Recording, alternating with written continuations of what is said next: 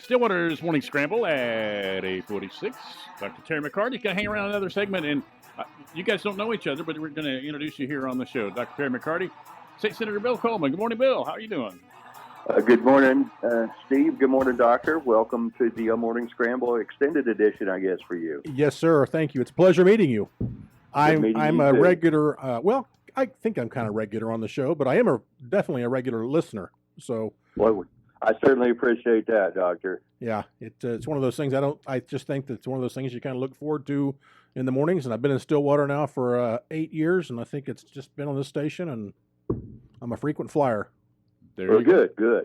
And if we are talking about something in the morning, education-wise, or something like that, sometimes Terry will send me a note and give me an update or whatever, which I appreciate because you're driving to work. Yeah, and I was the assistant superintendent here in Stillwater schools for 4 years. Okay. So I've been the superintendent at Perry for just finishing my fourth year. Great. So that's my history there. There you go. So, Bill, I haven't talked to you in a little while. So, how you been, boss? I've been good. You were in the big house there during deadline week, which was a week before this, and it was certainly a deadline week. We only had dinner in the Capitol one night. That was a week ago Tuesday when we ran just 101 bills during the day, and wow. It was really a flurry of activity, Steve, all the way through Thursday, which was the final day. After I talked to Jordan and Jesse, I had to run over to the floor leader's office because that was the last day to get bills off the floor, and I had two bills stuck somewhere in infinity, and I got them done, and I got them put them on the agenda. Then they said that we're only going to go as far as 3:00. Well, there's my two bills sitting there at the very end, but luckily they got moved up. There was just a glitch in the system. So I got 100% of my bills off the Senate floor this session, and now we rinse and repeat, and we take the House bills. They're already flying over. We'll go into committee work next week with the House bills, look over what they sent us, and they're doing the same thing over on the other side of the rotunda. They're looking at the great legislation the Senate has sent over to the House. There you go. Now, obviously this is that's got to be a stressful time. Because one, you got deadlines, you have all this. But at the end of the day, are you able to go back to your whether you're staying overnight in Oklahoma City or go back home and have some satisfaction of a job well done? Yes, sir. I sure do, and I hope every member does that too. Because while my legislation personally was not earth-shattering of nature, but it is some important stuff. To help tourism out, to help other things out in the great state of Oklahoma, and to get all those bills across. It is a very good feeling. Now we've just got to usher them through the House, and hopefully the House won't touch them where they have to come back to us for another vote. Hopefully the House will just take my bills and pass them through their committee, pass them through their floor, and it'll go off to the governor for signature and become law. There you go. Remind us of the bills again. The one that really took a lot of steam last week, Steve, was the video streaming bill, which would allow visiting high school teams to have the same rights as home high school teams during the regular season. And that bill was really meant to curb the growth of NFHS. NFHS has been going into the schools saying, you need to tell any visiting team they can't have video streaming rights. Well, naturally after last week's problem there in Tulsa with the announcers, that's going to certainly be a popular bill in the House. Hopefully, is maybe I'll promote it as an anti-NFH bill. I don't know, but it certainly did take on a lot of steam, and it's important. It's important that the local teams get to have their local voice and face during the regular season games. It was a shame to hear that Owasso School, who has a video production class, was shut out of a couple of games in the Oklahoma City Metroplex because of this policy, and I just decided, that's far enough. Let's make this just equal ground. You have a comment on this, Terry, because as being an educator and wanting your games out there heard. Absolutely. And having local, any comments or any I'm thoughts? Totally on board. It's one of those things that I think you take it for granted, but when you hear, you talk about that, you're like, wow, when can I vote on this thing? So. And Terry, I'm not sure. I've never heard the pitch from NFHS, but I think they make promises of a king's ransom coming into your school if you sign up with them. And the best I can tell, the king was not a very big country because the ransom does not appear to be a very big total. Do you know the answer to that? I do not know the answer to that, I've heard the same things that what you're saying. I just don't know the specifics on it. But I know that they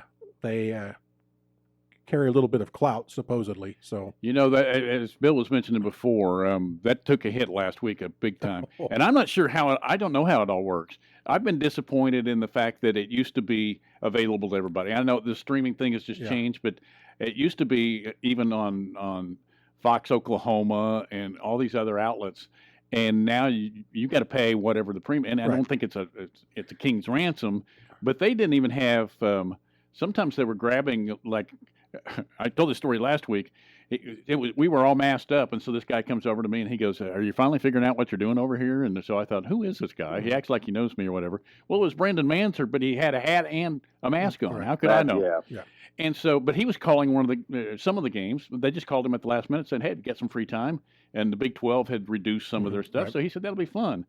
And then some games they didn't have anybody, Right. and so it looks like it's a fly by the seat of your pants type of thing sometimes. yeah, I would Well, agree with that. So I had a colleague, a senator, ask me how I felt about that broadcaster making that mistake. I says, well, I feel that broadcaster is not a broadcaster. Yes. That person was an announcer and is certainly not in the same league as broadcasters. So and that's really, I've been watching TV last weekend. I'd throw something at the TV every time it said broadcasters make mistakes. right. No, it was announcers making a mistake. Big difference. Yeah, Yeah. that was an ESPN story. That wasn't just Yes. Yeah. Oklahoma. Or Well, and yeah, I'm glad because he was contract. I don't know what he was, local. I don't either. but I do know what he was. Yeah. And the fact, and I'm glad you pointed that out because you know, if you're around microphones all the time, which a broadcaster is, you don't do that. Period. End. You know, when I'm on remote location, because you're not in control of everything out there. You monitor very carefully. You don't talk personal stuff. You just, I mean, you're a professional, and I think that, Bill, is what you're pointing out between a broadcaster That and Steve, and I'm not going to say there's not a broadcaster who's never uttered those same words off the microphone, but I do know there's not a broadcaster I know that I've ever heard utter those words off the microphone. right. I would agree. Yeah. Yeah, I don't even know what to say. I was speechless. Well, it is appalling. You read that and you go, okay, and it wasn't low sugar or high sugar or whatever it was. No. So, Yeah, but anyway, that was the interesting thing to come out and say, there was no excuse for what I did. By but the way, I've got diabetes. well, and to start with, he said he tipped his hand to me because he goes, I thought the mic had been killed, which means he knew what he was saying, Right. right? And so, The other thing I pointed out to some political strategists I was talking to during the week, I said, did you guys charge him to write that up? Because that was really terrible. I hope he didn't pay to have that press release written. oh yeah, no kidding, Right. So, Wow. but anyway, that was just an ugly situation all the way around, and so. It certainly was. It certainly was. And I didn't know that you were working. I didn't know that you had not tie-in, but you had been working on stuff involving that very organization. So Yeah, it was flying under the radar, and now the radar is Yeah. off, and it's fully exposed. It's wide open now. I have a feeling we won't hear about them next year. Yeah. So, I agree. You may be right. I don't know. OSSAA sent out a release this week saying they are looking at options. Yeah. Well, David Jackson, who is the executive director there, I never saw him afterwards. I haven't talked to him afterwards. I thought about sending him a note, seeing how, because I knew that weighed so heavy on him. He doesn't like that stuff, but he's always at the big house. I mean, most of the time. You saw him Yeah. when you were there, and we never saw him again. So whether he was, I guess he was at the site probably, and I'm gathering he was also communicating with some legal people and everything else, because you can only imagine, and I know, Bill, in your line of work, hiring all of us, just like we have the disclaimer that comes on saying, that's your worst nightmare, isn't it? Yeah, it is, Steve. And And fortunately, that's something I've never had to deal with in my career, and nor do I want to. Well, you would with the. I'd like to think with the quality of people that you wouldn't have anything like Exactly. that. But Exactly. you could go and say stuff about. I mean, you can always misstep about just with opinion on a school or something like that. If I badmouth Mhm. Perry or something, and then Right. Senator Coleman's out there going, seriously, that's what you decided to bring to the. Well, I always remind the people we hire, and we hire a lot of young people, and right out of the play-by-play class at Oklahoma State, I just remind them this is not ESPN. You will be a homer, whatever school you're calling for. They're the best team ever. There you go. There you go. Hey, you also got to go. You put a picture on. It looks like you sent me a photo. Looks like you spent some time at the big house also. Yeah, Tuesday night was Legislative Showmanship Night at the Oklahoma Youth Expo, and if people aren't familiar with that, what a big event that is. You probably saw them coming in, Steve, when you were at the big house. I did. Youth from all over the state of Oklahoma bring in their livestock for show, and every year, and everybody said that the guy that came up with this idea to have legislators come out and show an animal was the craziest idea ever. But when you have parents taking pictures and saying, can I send this to the newspaper? And it's not a crazy idea if you're a politician, but it was a great event. I got to show my first sheep. I had a Master Ty Otto of Ponca City and his sheep, Mario.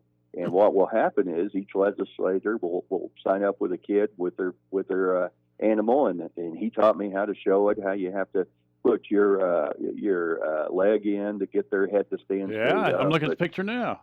Yeah, but Mario was a very good animal, and he behaved quite well, and we got to walk around the arena a little bit, then get into that pose that you see in that picture, Steve, and the judge comes by, and young Ty was saying, look, give him eye contact, don't smile, but just give him eye contact. I said, well, you want me to glare at him? And, but Ty was a very good teacher, and he taught me well, and that's certainly going to be something I look forward to every year. 2 years ago, Steve, I had a chance to show an animal, but I had to scratch because of an injury. My first deadline week in the Senate, we were sitting so much that Monday, my leg was not working very well. I was walking around like Frankenstein. I was like, I can hardly walk. See, I thought we had a hemorrhoid issue coming here, so. No. I'm not sliding into second like George Brett. Everything was fine there. But my hip, it went out, and it just caused my leg to quit working. So I missed it 2 years ago. Okay. I made it this year. Glad I did. Look forward to next year already to see some great youth, and the tremendous amount of work they put into showing those animals, just hours upon hours. Well, and you sent me the before and after picture. Here you are with the sheep, and then afterwards, in the second picture, you're wearing a sweater that looks just like it. So, no, he'd already been shaved down by the time I got there. Okay. Anyway, no, it looks like fun. So, and the kid looks proud too. So, he was very proud. He's a great young man. Yeah, he looks like it. So that'd be fun. So, anything else that's out there that's in the wings, or that you want to get to listeners that they can contact you about? I will tell you this thing. We are still working on the utility bill problem. We do have a committee that's been formed, and maybe the next week or so we'll be coming out with a strategy. All I can tell you is if we don't do anything, somebody and they showed us the samples, somebody who normally gets $100 electric bill would get a $2,900 electric bill if we don't do something about the Arctic blast of 2021, and the gas bills are the same way. I mean, everything, it was just a perfect storm.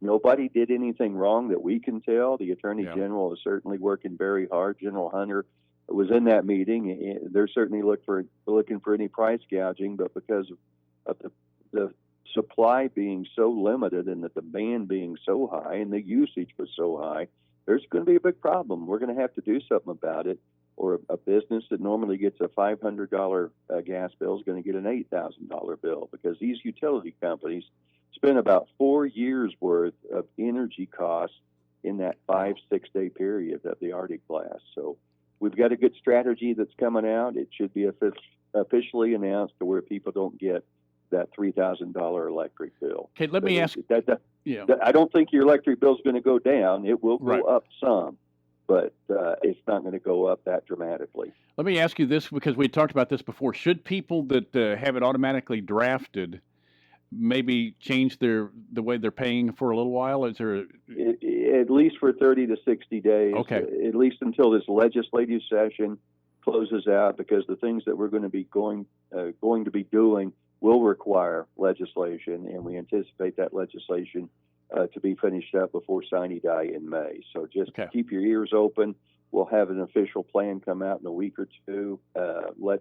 Let people weigh in on it, whether or not look at the positives and the negatives of it. But it's something other similar states are doing similar manner to handle what happened with the Arctic blast, and we're looking at going the same route here in the state of Oklahoma. But right now, if we did not do anything, there would be a lot of trouble with people trying to pay a massive electric or gas bill due to the demand that happened during that Arctic blast. Well, I checked my bill. I got them both this week, I think, and my gas bill was maybe, and it included about half of that, was maybe $10 higher than the last year at that time. It was hardly changed at all. My electric bill was about the same, but I have gas, and I burn a lot of wood. So if I'm home, I have a wood insert, and so I primarily use wood heat if I can when I'm home. I have time. So mine didn't change that much.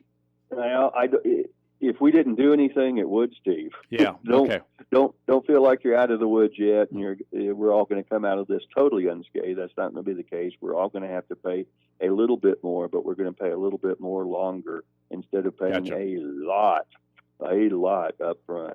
Gotcha. Dr. McCarty, any questions for your senator before? Thank you for all you're doing.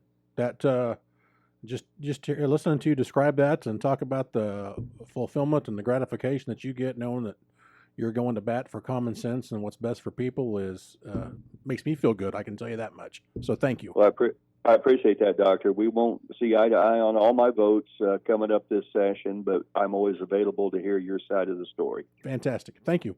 There you go. So, Senator, thanks as always. It's been missed these conversations. I'm caught up now, I feel like, so that's good.